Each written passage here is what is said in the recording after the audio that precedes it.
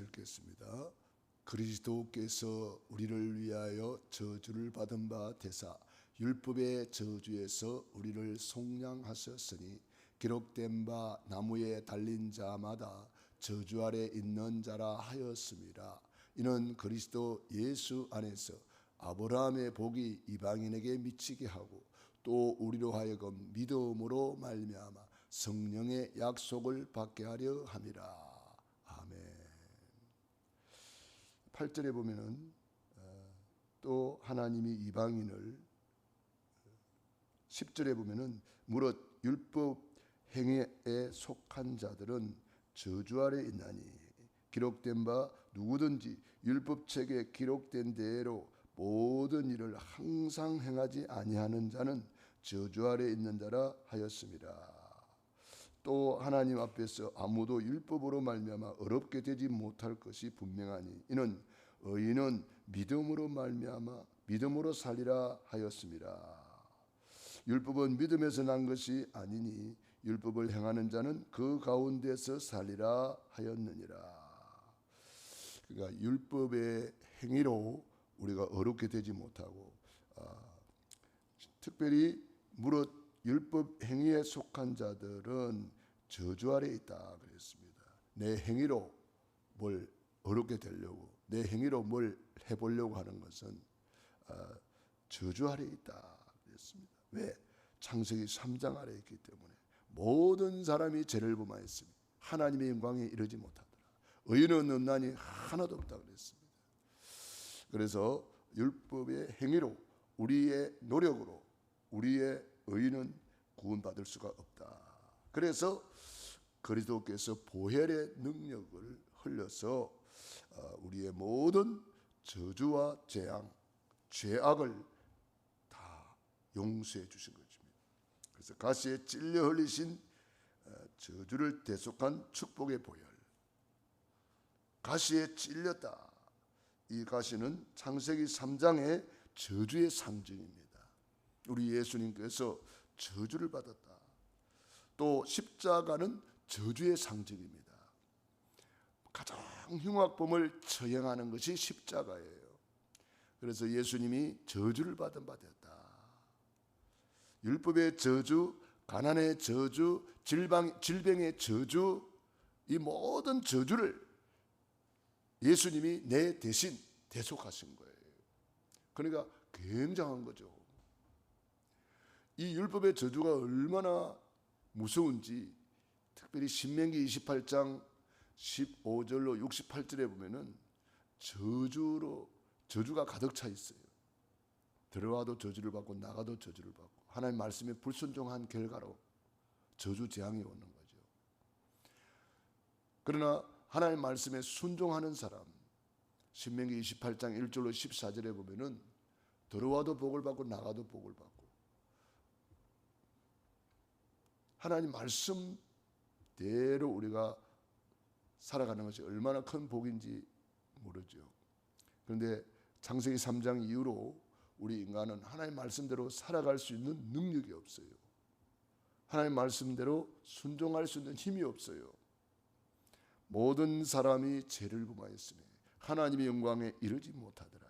의인은 없나니 하나도 없도다. 이렇게 죄의 싹은 사망이고 심판 아래 있다 이 말이죠.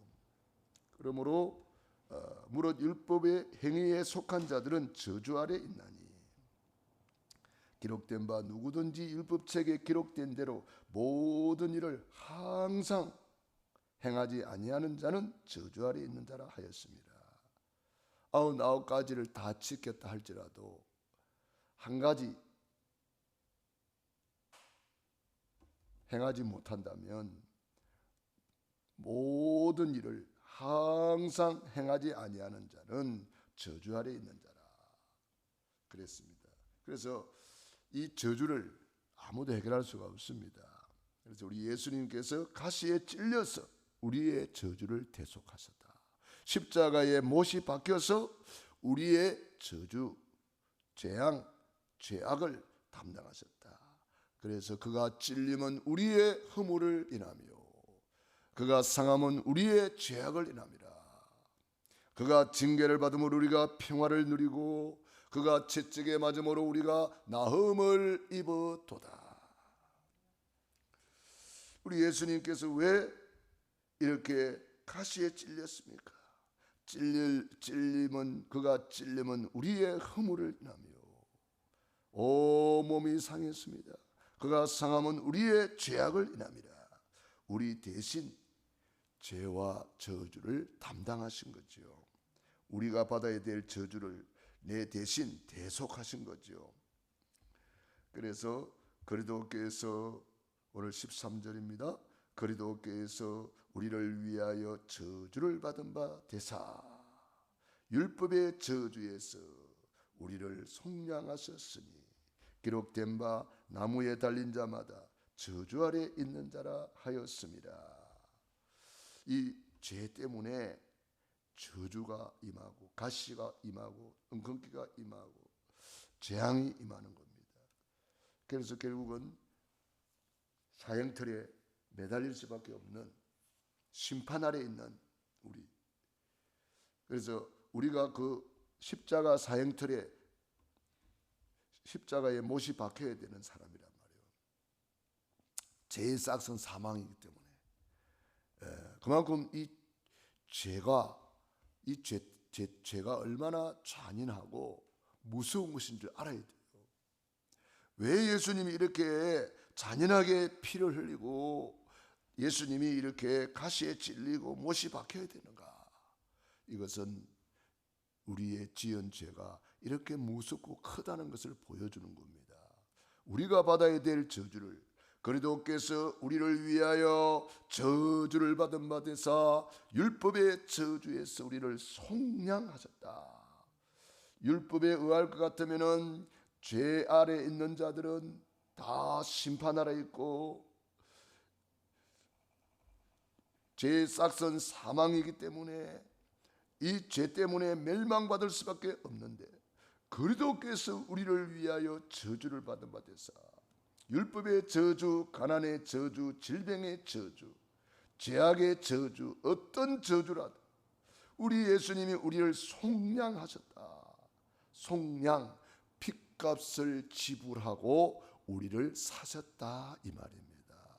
속량, 속전, 대가를 지불했단 말이에요. 우리 대신 대속하셨다.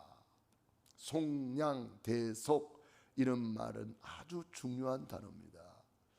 그리스도께서 우리를 위하여 저주를 받는 바 되사 율법의 저주에서 가난의 저주에서 질병의 저주에서 어떠한 저주에서든 우리를 속량하셨으니 핏값을 지불하고 우리를 사셨으니 피로 사신 구원이란 말이에요.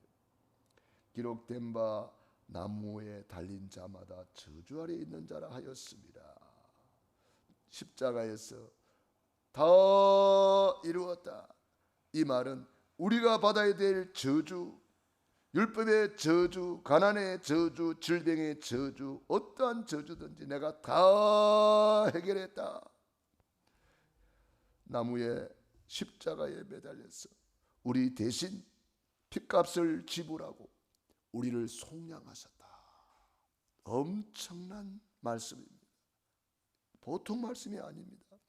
고난주간에 우리가 회복해야 될 것. 내 죄가 저렇게 크고 무서운데 이 원죄, 조상이 지은 우상숭배의 죄, 내가 지은 자범죄, 이 세 가지 죄를 내 인간의 힘으로는 절대로 해결할 수 없기 때문에 죄 없으신 예수님이 죄인의 모습으로 오셔서 내 대신 이렇게 엄청난 십자가에서 또 가시에 찔려서 우리 머리로 지은 죄, 눈으로 지은 죄, 귀로 지은 죄, 입술로 지은 죄, 우리의 모든 죄를 속량하셨으니 이는 그리스도 예수 안에서 아브라함의 복이 이방인에게 미치게 하고 아브라함의 복, 근원적인 복, 대표적인 복, 시대적인 복, 기념비적인 복, 불가항력적인 복을 말합니다. 근원적인 복, 복의 근원이 될지라 그랬잖아요. 그래서 우리가 바로 이 아브라함의 복을 받아서 우리가 이 시대의 복의 근원이 된 거예요. 우리가 복의 근원이라는 것을 잊지 말아야 됩니다. 나는 누구냐? 나는 복의 근원이다.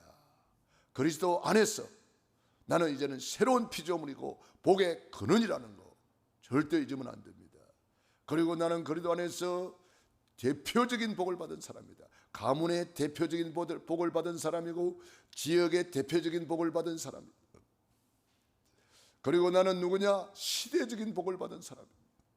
나는 한 시대를 살릴 사람이다. 이 시대의 이 역사 속에 하나님이 나를 시대적인 복으로 세계의 복음화의 주역으로 불러주셨습니다. 그래서 우리가 선교 대회를 놓고 집중 기도하고 그 시대적인 복을 우리가 찾아 누리는 거예요. 그래서 기도로 헌신하고 물질로 헌신하고 우리가 우리 선교사님들을 잘 섬기는 것 자체가 냉수 한 그릇 대접하는 것도 결단코 상을 찌한다 그랬습니다. 그래서 우리가 그분들을 섬기는 겁니다.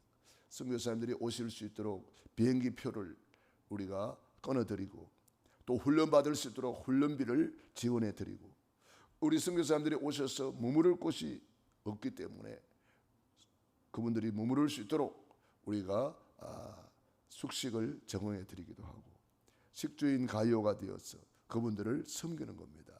그래서 여러분들이 기도로 헌신해 주시고 또 성령님이 감동하는 대로 물질로도 헌신해 주시고 우리 선교사님들을 잘 섬기는 것이 시대적인 축복을 받는 길입니다. 그 시대적인 복은 바로 전도, 선교, 세계복음화에 헌신하고 쓰임받는 것을 말합니다. 그래서 아브라함의 복, 아브라함의 복은 바로 대표적인 복, 시대적인 복, 기념비적인 복. 기념비적인 복이 뭐지요? 우리 후손의 복을 말합니다.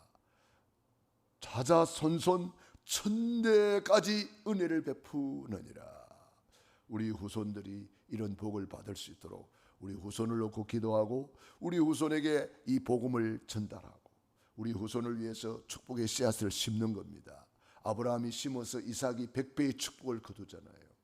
이삭이 심어서 야곱이 12지파가 되잖아요.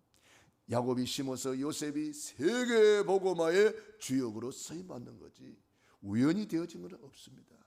첫째는 하나님의 은혜요, 둘째는 부모의 기도와 헌신이 있기 때문에 다윗이 헌신하고 하나님 앞에 심었더니 그 아들 솔로몬이 실수하고 범죄해서 멸망받을 수밖에 없는데 하나님 뭐라 그래요? 네 아버지 다윗을 위하여 내가 당대에는 내가 너를 심판하지 않고 용서하겠다 그랬습니다. 그러니까 아브라함의 복이 이삭에게, 이삭의 복이 야곱에게, 야곱의 복이 요셉에게, 그 아브라함, 이삭, 야곱, 요셉의 복이 우리에게 임하였어.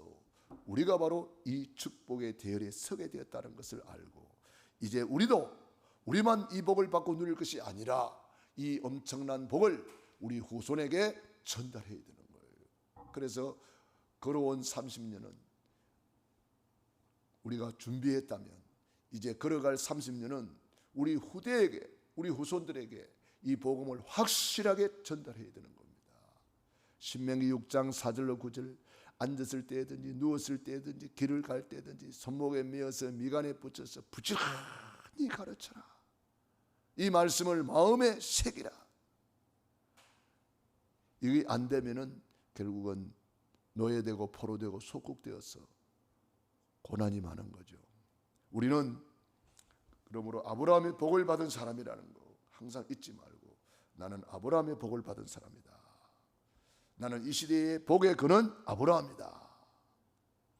아브라함의 복이 이방인인 우리에게 미치게 하고 또 우리로 하여금 믿음으로 말미암아 성령의 약속을 받게 하려 함이라.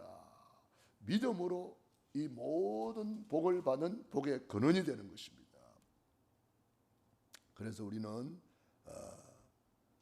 그리스도 안에서 참 아브라함의 복을 받은 사람이다. 아브라함의 유업을 받은 사람이다. 이런 것을 우리는 꼭 붙들어야 되겠습니다. 그래서 우리는 이제는 저주 아래에 있는 사람이 아니다. 율법 아래에 있는 사람이 아니다.